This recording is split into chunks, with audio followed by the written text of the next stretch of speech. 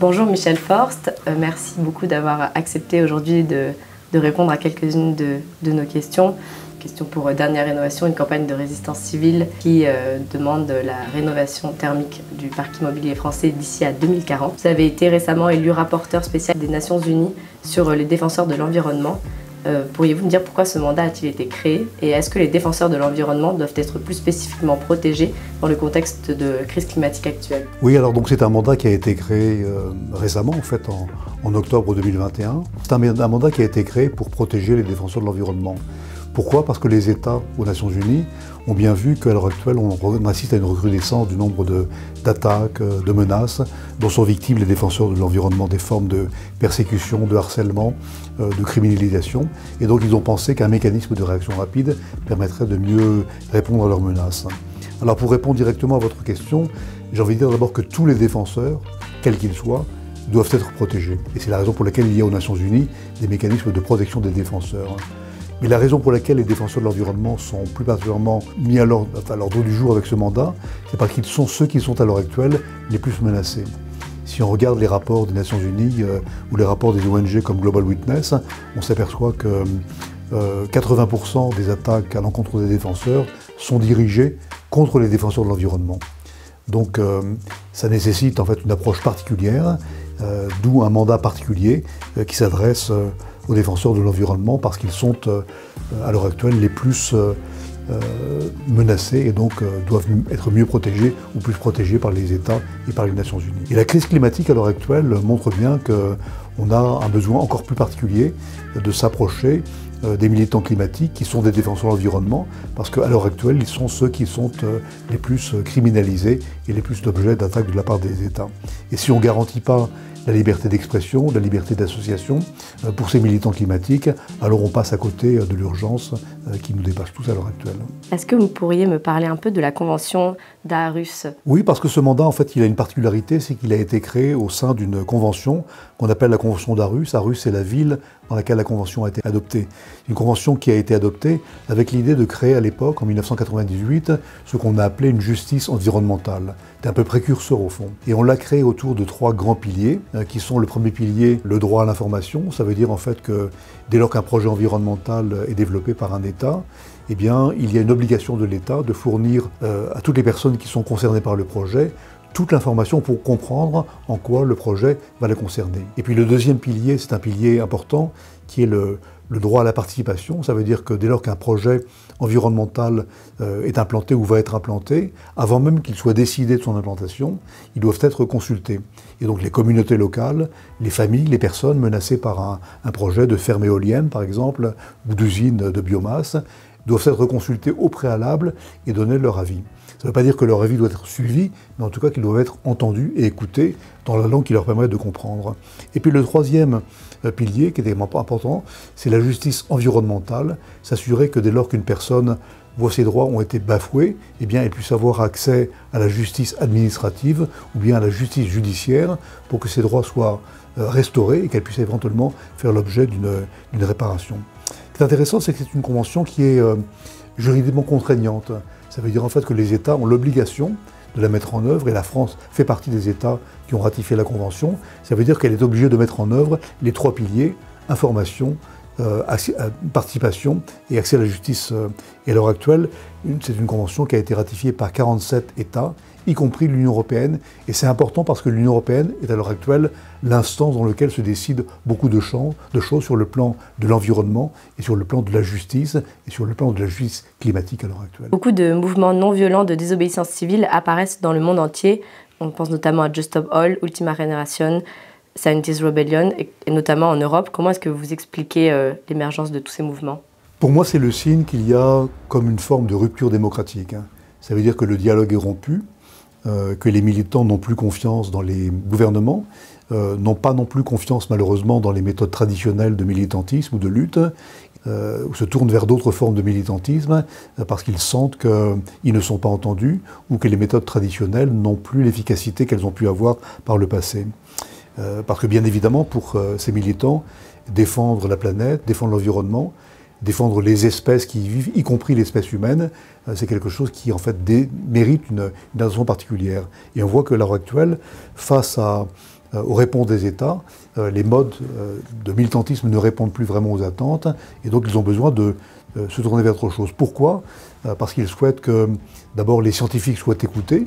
Ils ont un mot à dire et ils ne sont pas assez écoutés, et qu'ensuite les gouvernements agissent pour entendre ce que disent les militants et ce que disent également les scientifiques qui les informent de l'urgence de répondre à la demande. Selon vous, la désobéissance civile est-elle un moyen d'action légitime et proportionné face à l'urgence climatique ? Alors moi je réponds oui aux deux questions en fait. C'est une forme d'action qui est légitime parce que le droit international le dit. Et les États ont une obligation qui est de respecter le droit international. Il y a l'article 21 qui parle du droit de manifester, qui a été commenté par le Comité des droits de l'homme des Nations Unies, qui dit que le droit d'utiliser des méthodes non traditionnelles, comme la désobéissance civile, fait partie des normes garanties par l'article 21 du pacte. Donc les États devraient en fait respecter non seulement ces formes de militantisme, mais mieux prendre en compte les raisons pour lesquelles les militants choisissent des modes de répression. Pour moi, c'est à la fois légitime et ça n'est pas disproportionné quand on regarde l'urgence climatique qui menace à l'heure actuelle le monde. Cette forme de militantisme montre bien qu'il y a quelque chose à réfléchir et que la réponse judiciaire à l'heure actuelle est un peu à côté de la plaque. Il y a certaines personnes qui critiquent ces actions de désobéissance civile et des militants climat notamment, en affirmant qu'elles sont inefficaces, voire contre-productives. Qu'est-ce que vous en pensez ? D'abord, je ne suis pas d'accord. Je ne suis pas d'accord avec cette affirmation parce que ce qui est certain, c'est que ce sont des méthodes qui ne sont pas populaires, qui ne sont pas acceptées et qui nous dérangent. Mais précisément, c'est parce qu'elles ne sont pas acceptées qu'elles nous dérangent, qu'elles nous interrogent. Et s'arrêter uniquement au fait qu'on va bloquer une autoroute ou qu'on va jeter de la peinture sur un monument ou sur un tableau, on s'arrête uniquement à l'acte sans s'interroger sur les motivations de l'acte. Et donc le fait que ça nous dérange devrait nous interpeller, devrait nous poser des questions. Et là, il faut qu'il y ait un passage entre le mode de l'action et le message. Et donc c'est aussi un appel aux organisations qui pratiquent la désobéissance civile de faire attention à la forme du message et pas de s'arrêter uniquement au blocage dans l'autoroute pour comprendre que le blocage n'est qu'un moyen de faire comprendre qu'il y a une urgence à laquelle il faut répondre. J'ai l'impression que les États qui répondent de manière disproportionnée à ces actes de militantisme montrent bien qu'ils sont attentifs au fait que ce mode de militantisme est de plus en plus utilisé. Parce qu'au fond, s'il n'avait pas d'impact, si on ne sentait pas qu'il y avait une urgence également à y répondre, si on ne sentait pas que de plus en plus de jeunes le pratiquent, eh bien peut-être que la réaction des États serait moins forte. Et donc le fait qu'on ait une réaction forte de la part des autorités montre qu'ils ont compris, pas tellement la cause, mais qu'ils ont compris la raison pour laquelle ils sont motivés et que par conséquent les États devraient répondre d'une autre manière à ces demandes. Le fait même qu'on les appelle par exemple écoterroristes, outre le fait que c'est pour moi une insulte aux véritables victimes du terrorisme, ça montre que non seulement ils essayent de disqualifier les militants eux-mêmes, mais de disqualifier la cause pour laquelle les militants s'engagent.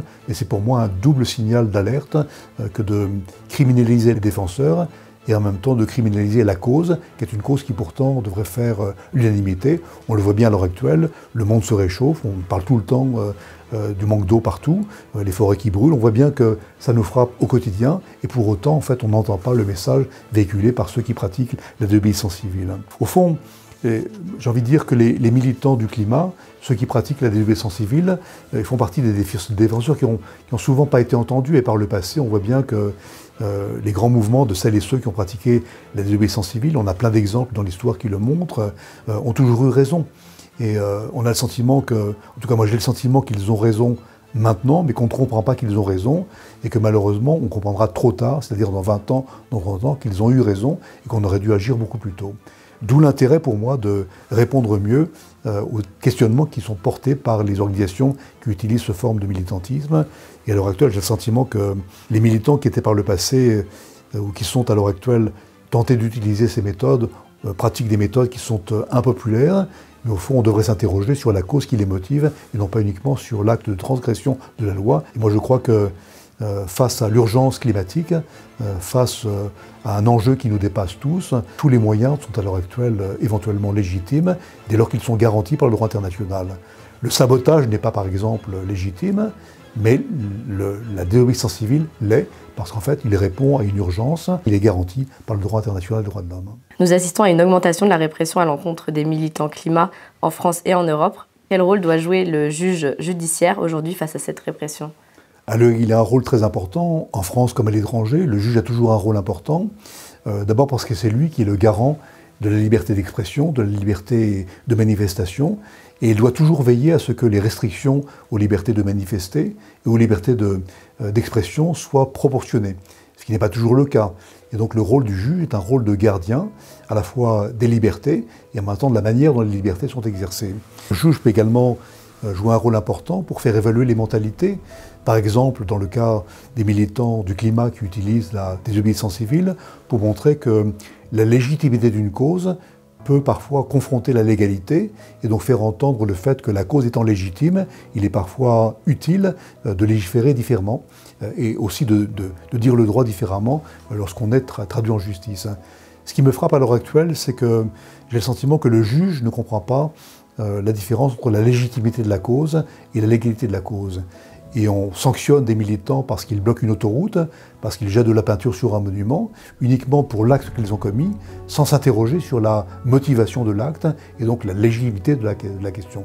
Et le juge, dans mon sens, devrait avoir un rôle important, par exemple en diminuant les peines, ou bien en infligeant une sanction et ensuite en décidant de dispenser de peine, montrer qu'ils ont compris la légitimité de la cause de la personne qui est traduite devant les tribunaux.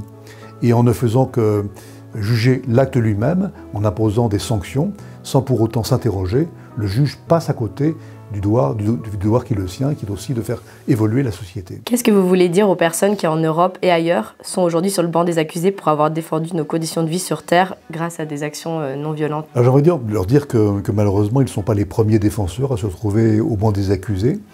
Ça a été le cas par le passé, et celles et ceux qui ont pratiqué par le passé les désobéissances civiles ont toujours été traduites en justice. Donc Rosa Parks, les militants de l'avortement, les suffragettes en Angleterre, le Mahatma Gandhi, les autres, sans appeler tous ces noms fameux, tout le monde a été traduit en justice. Et donc le fait de transgresser la loi, c'est aussi une manière de montrer qu'on travaille pour une cause juste. Au fond, quand on regarde un peu derrière nous, on s'aperçoit qu'ils ont eu raison, et que sans doute ceux qui sont à l'heure actuelle devant les tribunaux ont aussi raison, et on s'apercevra plus tard qu'ils ont eu raison, mais j'espère qu'il ne sera pas trop tard pour s'en apercevoir.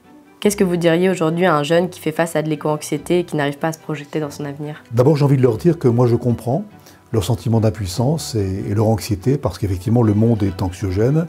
J'ai envie de leur dire que je comprends qu'ils soient en colère, et moi aussi parfois je suis en colère. Et en même temps, je trouve que l'éco-anxiété, ou l'anxiété des jeunes à l'heure actuelle face au monde qui leur est préparé, c'est au fond de la perspicacité et de la lucidité. Les jeunes sont perspicaces, ils sont lucides, et il faut que le message qu'ils passent soit entendu. Pour moi, cette éco-anxiété est un moteur pour l'action, un moteur pour agir, et je crois que beaucoup d'entre eux ont compris à quel point c'est légitime. J'ai envie aussi de leur dire qu'ils ont parfois le sentiment d'être abandonnés, de ne pas être entendus, et j'ai envie de leur dire que moi, aux Nations Unies, je suis avec eux, je suis derrière eux, je les entends, je les comprends, et j'essaie d'agir pour faire en sorte qu'ils soient entendus. Donc ils ne sont pas tout seuls. Celles et ceux qui se battent pour un monde meilleur doivent être défendus, d'être protégés. Et je crois qu'il y a une responsabilité aux Nations Unies d'être avec celles et ceux qui luttent pour un monde meilleur. À mon échelle, je fais tout ce qui est dans mon possible pour faire en sorte qu'ils soient entendus. Et j'ai envie de dire aux jeunes qui regarderont ce reportage vidéo, je leur dis droit dans les yeux, vous n'êtes pas seuls, je suis avec vous, je suis là pour aussi vous protéger. Merci pour votre temps, et j'espère que vous serez écoutés par ces jeunes justement. En tout cas, moi, ça m'a beaucoup parlé.